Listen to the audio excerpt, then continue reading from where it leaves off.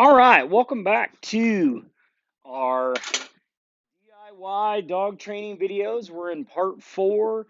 Today we're looking at force fetch part two. Really still kind of in, this is part of the force fetch process today. We're still not really actually doing force fetching. Today is still more about building towards doing a proper force fetch. Today what we're going to be doing is we're going to be introducing the force fetch stick here in our second part of force fetch. Um, but before I get into that, you can see Aries is very excited about it. Before I get into using the stick, I want to talk a little bit about timing. Probably the most common question I get asked about doing force fetch is how long does this take? And really, any dog training question that asks how long is this going to take, the answer is of course always it depends on the dog. Every dog is a custom job. Every dog is a little bit different. Um, we can make some general statements. I have seen dogs go through force fetch in like 10 or 12 days. And I have seen dogs go through force fetch and it takes 3 months. It just depends on the dog, their temperament, their drive, their trainability, what they learned before. It just what motivates them. There's so many variables. It just depends. Average is probably like say 4 to 6 weeks, somewhere in that range. I would say a lot of dogs fall in that 4 to 6 range. I would say very few go past and very few are less. Most of them are going to be in that range. Nope, can you stay down, please? So that's a reasonable time. And I will also try when I'm doing these pieces to try to give you a time of how many sessions have I spent with Aries between. It's actually been about 10 days since I shot the last video, the primer and talking about the give command today. So in that 10-day span, I've been pretty busy. And Aries probably only had about, say, 5 or 6 sessions in that time span. Each one of those sessions were very short and sweet. Generally, I try to keep my force fetch sessions short, 5, maybe 10 minutes long. I don't like to drag it out. I want to see a dog make a little success, and then we stop. And the other thing that I wanted to mention on timing is if you are doing this and if you are in a hurry, if you're trying to get a dog done on a certain time frame, if you've got a schedule you're up against, or if you have time, say you're off work, or maybe you have seasonal work or retired or whatever, and you want to go quicker, great, you can go fast. Most dogs could probably handle multiple sessions a day. I have done multiple sessions with dogs. Not every dog is going to like that, especially with certain parts. But if you wanted to do like multiple 5-minute sessions a day, some dogs excel with that.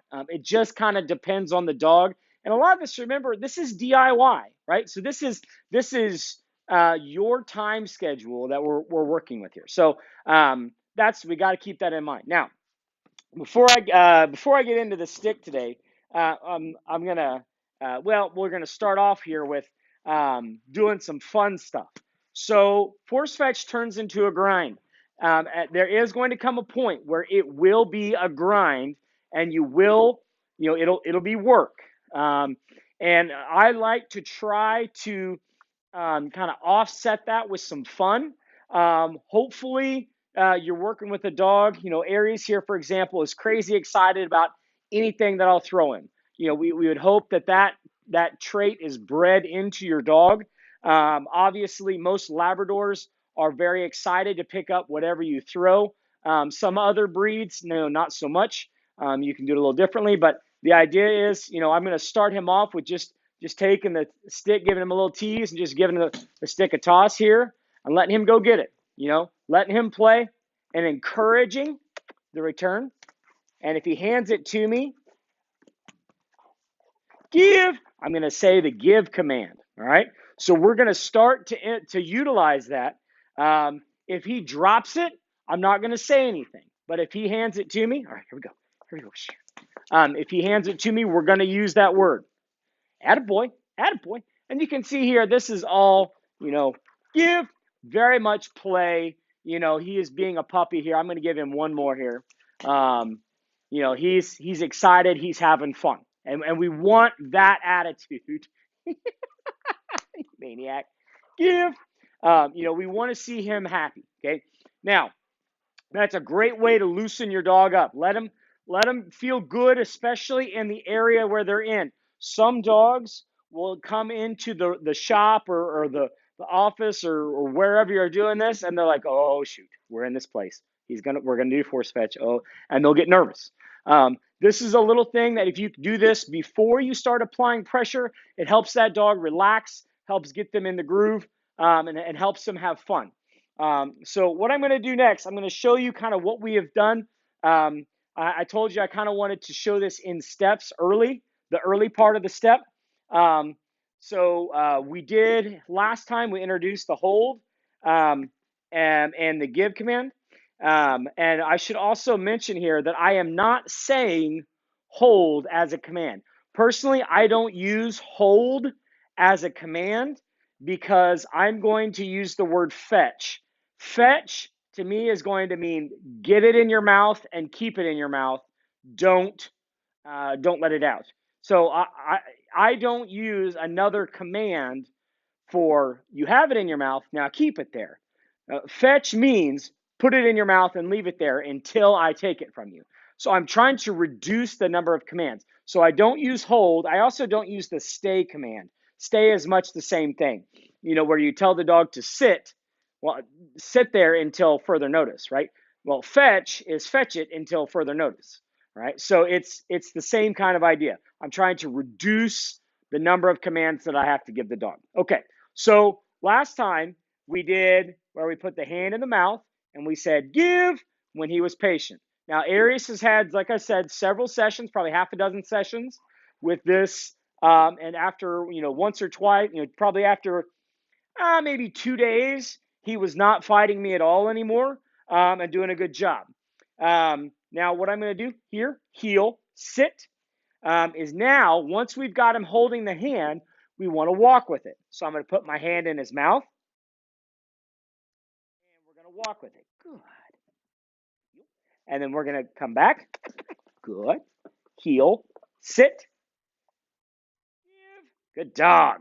Just like we did with our on-leash obedience. Now, if your dog is not sharp with your on-leash obedience, you know, if he's not feeling good about that, right? Then give him a couple of warm-up reps, okay? Good heel. Here. Heel. Sit. Good boy. Good. Heel. Good. Here. Sit. Heel. Sit. Good boy. Okay, so we want him to think this is all part of the same obedience process. Okay, it's all we're doing is we're just adding the hand and the mouth to what he already knows.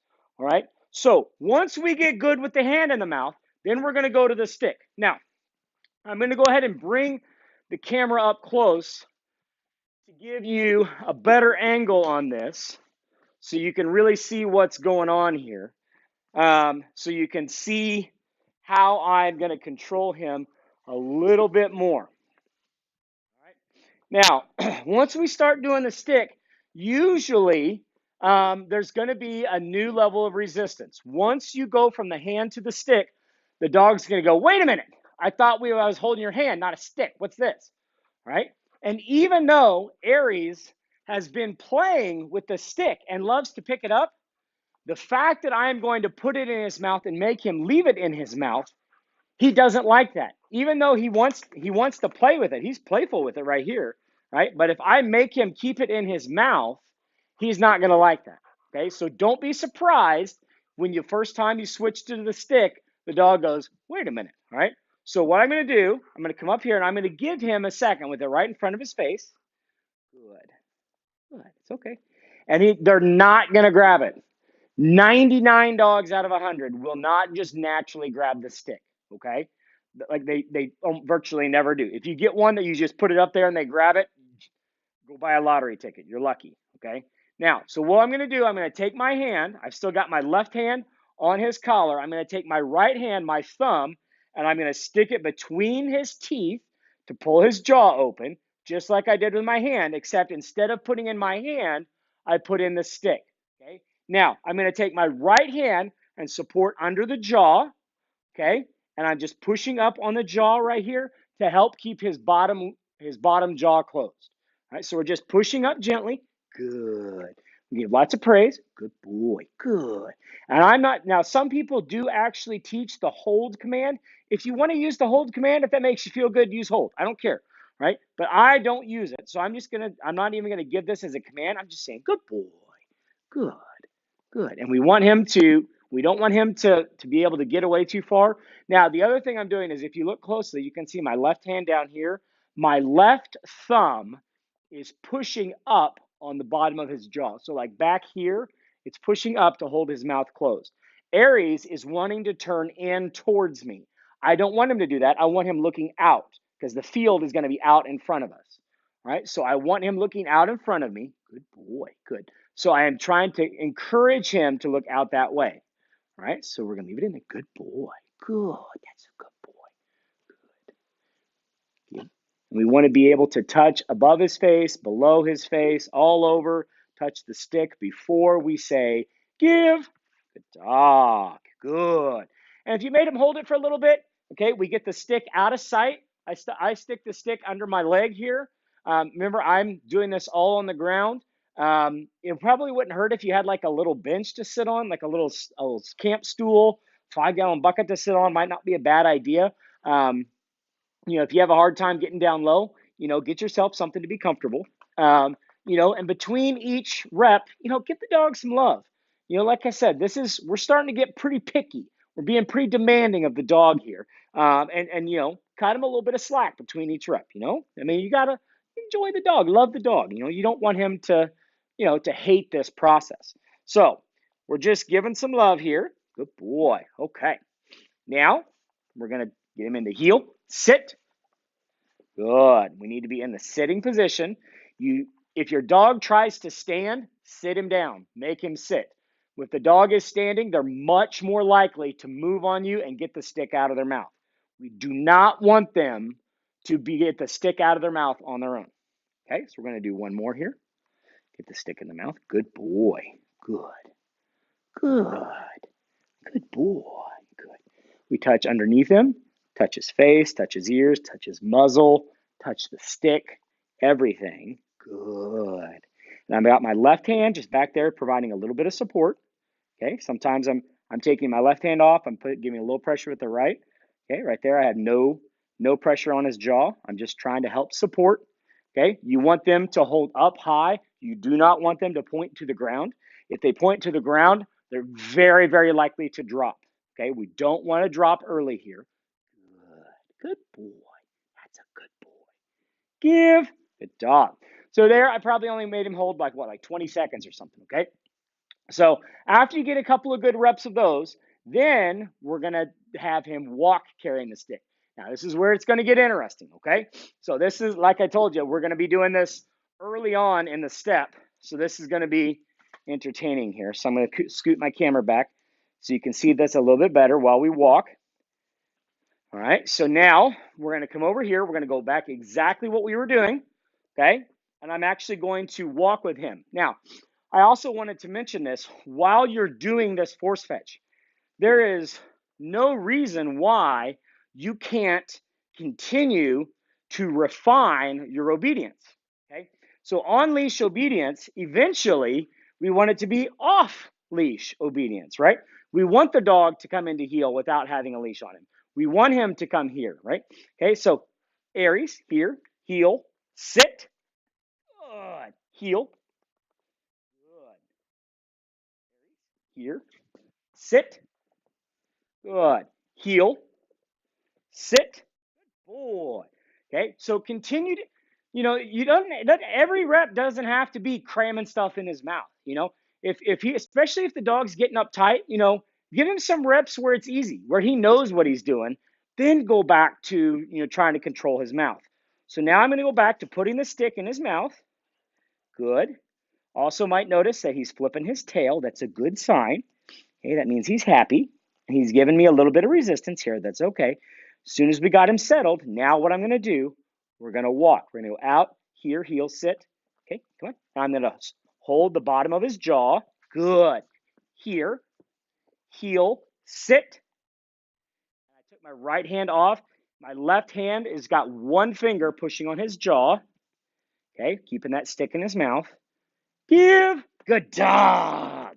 Good. Okay, so that is that little rep is what we want to do. We want to go out, carrying the stick, here, heel, sit. Right? Now, when we are doing this, when the dog is coming back, especially at the beginning, I don't do the sit in front, then the sit to the side, because that's one more step, and I feel like that's asking a lot.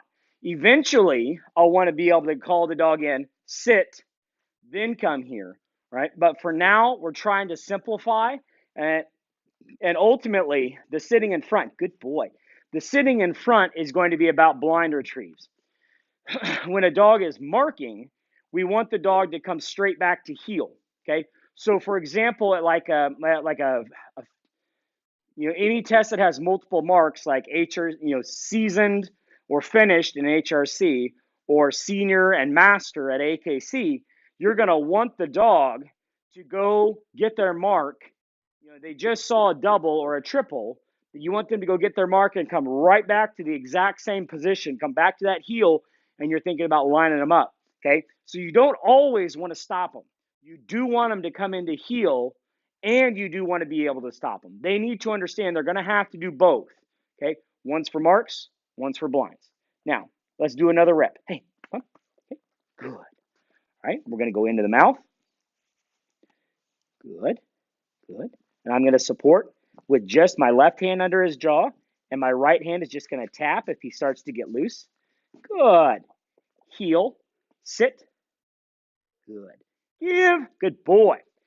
So that's what it's going to look like. Okay, that was literally like the first couple of reps he's done doing this. It's going to look where like you saw him kind of like I was almost dragging him at the beginning. That's because the dog's going, what are we doing? Right? So he's feeling weird about it. Okay, the first several days of this step, the dog is probably going to give you resistance to walking.